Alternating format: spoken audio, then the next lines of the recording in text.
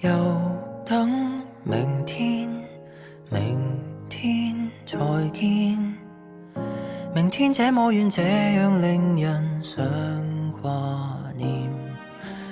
月色旁邊留一線，日後會寫上我們的詩，如可以。你着墨成圓點，我記聚成圓圈，沉悶風景一息間變小說。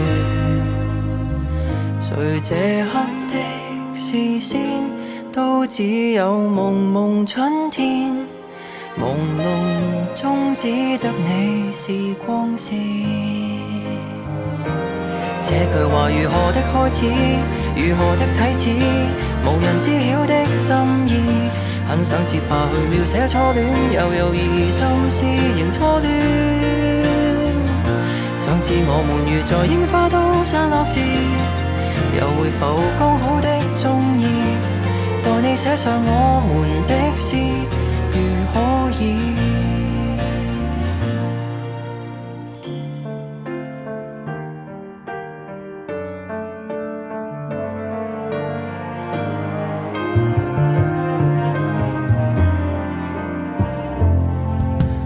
微小日子隨想而已，明天應該會再續這個小故事。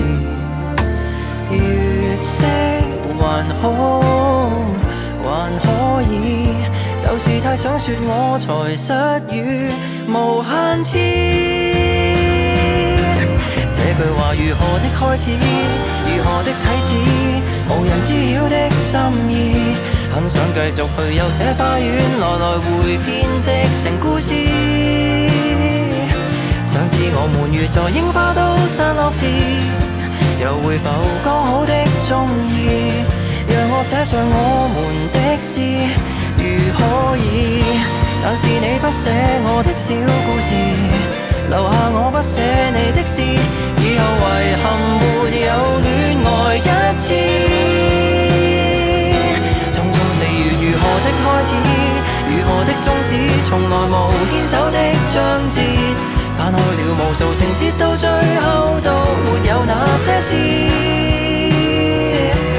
願我記得，而同時淡忘了舊故事，誰曾留伏線，是和地空等一個條件，是最青春的某人望見。